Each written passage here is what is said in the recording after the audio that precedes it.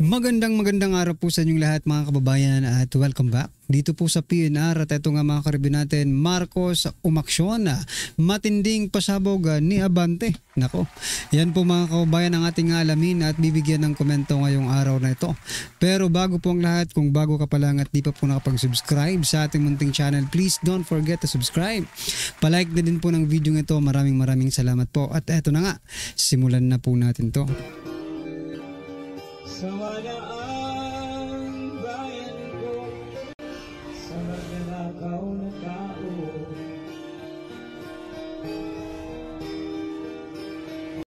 So yan mga kababayan, bago po natin muling i-play ang video ito, pasadahan po muna natin ang mga nagte-trending na mga balita dito po sa mundo ng social media at unahin na nga po natin itong balitang ito.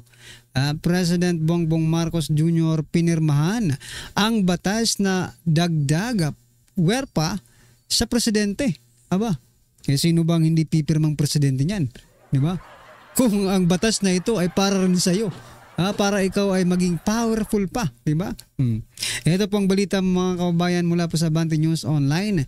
Pinirmahan ni Pangulong Ferdinand Marcos Jr. ang isang bagong batas na nagbibigay ng kapangyarihan sa kanya para balasahin at gawing simple ang mga proseso sa mga ahensya ng gobyerno upang maging mas mabilis ang pagtugon at epesyente ang paghahatid ng serbisyo sa publiko. Ito, maganda to. Totoo lang. Maganda po ito kung magagamit po ng tama, mga kababayan.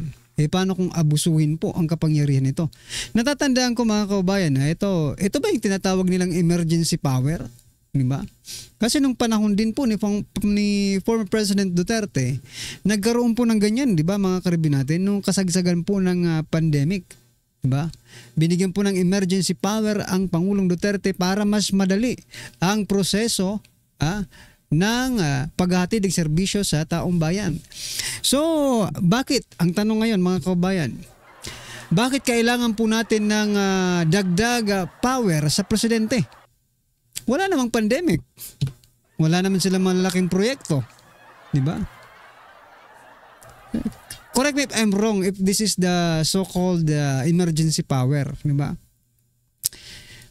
Kasi kung i-compare po natin sa pagkakaroon po ng emergency power ni dagdag kapangyarihan ni dating Pangulong Duterte, doon mas na-justify mo na kailangan talaga. Pero ngayon bakit kailangan ng dagdag power ng presidente? Bakit hindi ba nasusunod ang presidente?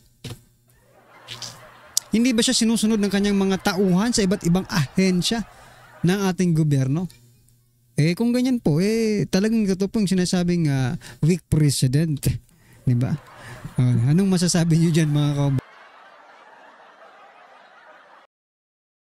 Weak nga ba ang ating presidente mga karibin natin? Anyway, ano po ang inyong masasabi dyan sa dagdag kapangyarihan? Maganda yan. Kasi mapapabilis. Ang problema lang, baka magkaroon ng abuse of power mga karibin natin. Alam naman po natin ang administrasyong ito. Isang napakalaking agoy. Aray ko po. Diba? Ito pa ang balita mga kababayan. Sinisisi po nila yung nakarang administrasyon dahil po sa Pogo. Pogo.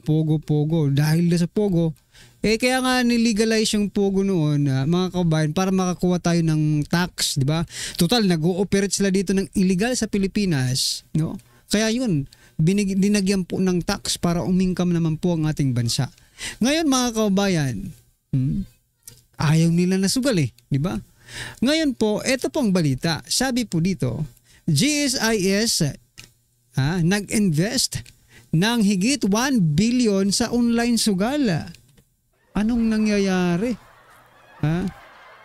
Ayaw nyo sa Pogo ko dahil sugal yan di ba? Sugal yan Tapos sarili pala nating gobyerno nag-invest sa isang online sugal mga kababayan at na-scam pa nga. Diba? Binalita po yan, na-scam pa. So papaano na ito? Ngayon lang tayo nagkaroon ng ganitong mga pangyayari. Isipin mo, gobyerno natin Yung insurance ng mga binabayaran yan, hinuhulugan po yan ng mga government employee, di ba? Tapos i-invest sa online sugal. Laki. Ay nako. Sana maparusahan itong hinayutak na ito. Sino ba yung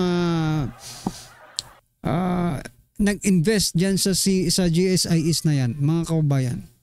At dapat maparusahan yan. Mr. President, wag po kayong wag po kayong papayag, di ba? Na ganituhin lang ang pagtrato sa pinaghirapan ng bawat isang empleyado ng gobyerno. Sa bagay, hindi na tayo magtataka, mga kaubayan, di ba? Kung yun yung inuutang natin yung inuutang natin, winawaldas lang ng winawaldas sa pamimigay ng ayuda. Di ba? Ay, nako. Ano pong inyong masasabi dyan, mga kaubayan? I-comment nyo na lang. At ito pa. Ito naman si Speaker Martin Romualdez, mga karibin natin. Ang kaban ng bayan ay hindi dapat ninanakaw. Hindi dapat sinasayang. Aba. Correct. Tama. Pero kanina mo ba yan sinasabi? Baka sa sarili mo yan sinasabi, ha? Sa sarili mo yan. Ang kaban ng bayan ay hindi ninanakaw, kinukurap lang. Hindi sinasayang, pinang-aayuda lang. Wag kang magsalita ng ganyan, Speaker, kinikilabutan ng bawat isang Pilipino sa'yo. Pag mga ganyan, ang statement ng ating Speaker Martin Romualdez, parang naaalibadbaran ang mga Pilipino. Parang si President Bongbong Marcos lang din, mga karibin natin. Pag ganito ang sinabi, eto ang resulta. Pag ganito ang resulta, eto ang sinabi. Ay nako, ano ba kayo? Tatapusin nyo ba ang mga termino ninyo ng pagsisinungaling lang?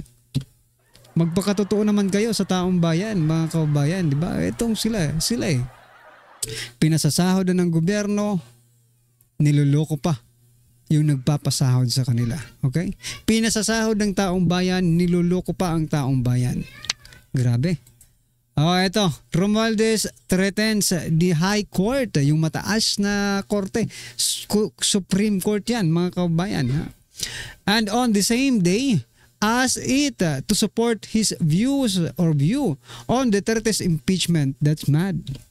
Totoo, that's really mad, mga kabayan. Alam mo, sino ka?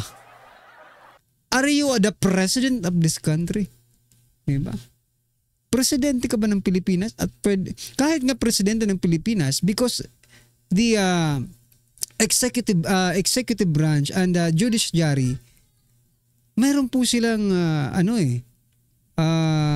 separation of power, di ba? Maging kayo sa legislative, sa judiciary iba rin.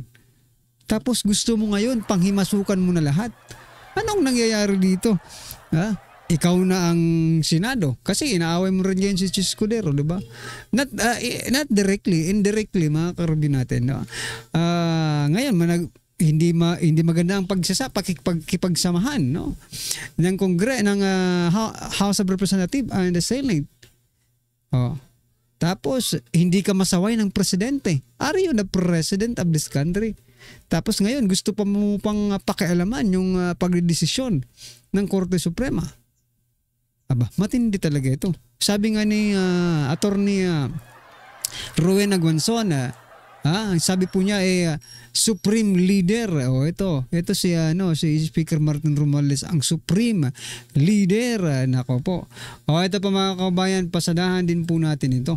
Kung noon, natatawa ko dito sa balitang ito, mula po sa UNTV News and Rescue. Sabi po dito, apila sa Senado. Kasi, mga kabayan, ilang kongresista po ang umapila sa Senado na huwag masyadong madaliin ang impeachment case ni VP Sara Duterte.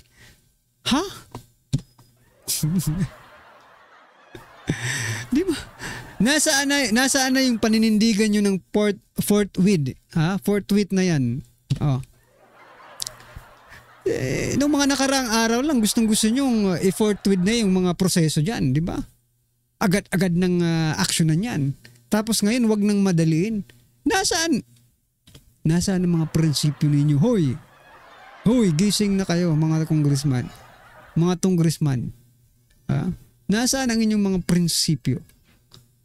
Kung dati gusto nyo agad-agad, ngayon gumikilos na ang Senado, ayaw nyo rin na madaliin.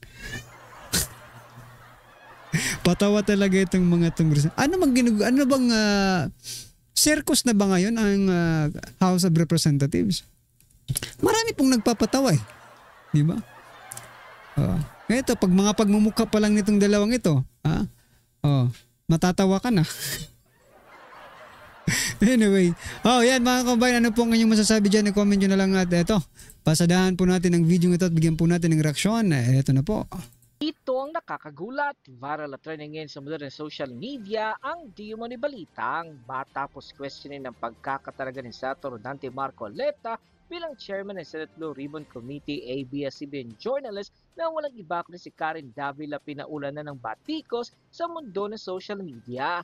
Matatandaan kamakailan lamang kung saan ay naglabas ng mabigat na pahayag ang newly elected senator na walang iba kundi si Senator Dante Marcoleta kung saan ay kanyang sinabi na lintik lang ang walang ganti. Kaya nga nang makuha niya ang chairmanship ng Senate Blue Ribbon Committee ay marami sa ating mga kababayan nagsasabi na nabibilang na ang mga maliligayang araw ng mga politikong magnanakaw sa kaba ng bayan. Pero bago ang lahat mga kapinas, kung bago ka pa lamang sa channel namin ay huwag mong kalimutan mag-subscribe at pakiclick na din ang notification bell para mas maging update ka pa lalo sa lahat pa ng bagong videos na i-upload namin.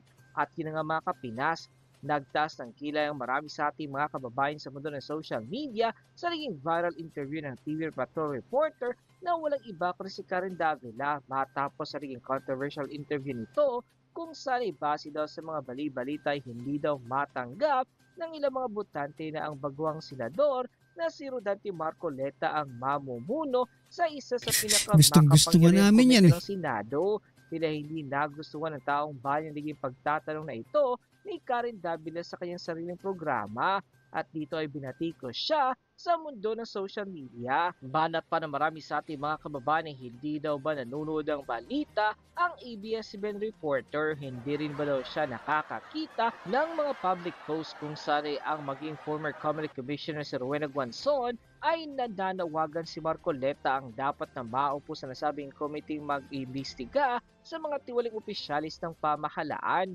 Nag-viral na sabing interview ni Karen Davila kay Senate President Jesus Cordero at dito ay tila hindi na nakakibo ang ABS-CBN reporter at ayon mismo kasi kay Cordero, hindi nagkamali ang Senado sa pagpili kay Senator Dante Marcoleta para pamunuan ang Senate Blue Ribbon Committee.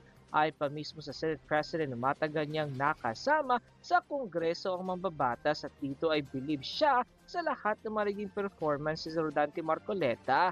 Sa katunayan ay qualified daw talaga ang nasabing mambabatas sa pagiging chairman nito ng Senate Blue Ribbon Committee dahil sa lahat ng mga senador si Marcoleta lang ang isa sa may pinakamaraming experiences bilang legislator. Bukod daw sa nakasama ni SP or Senate President Escudero, ang nasabing mambabatas ay kilala daw niya ito at hindi daw dapat tignan ang pagiging bago nito sa Senado dahil bago man daw ituring ang iilan ay tila hindi daw palalagpasin ni Marcoleta ang bawat investigasyon na mangyayari sa kanyang opisina. Si Senator Marcoleta aniyang isa sa taong may dinidal at paninindigan at kahit kailan ay malabo daw na masuhulan ng pera.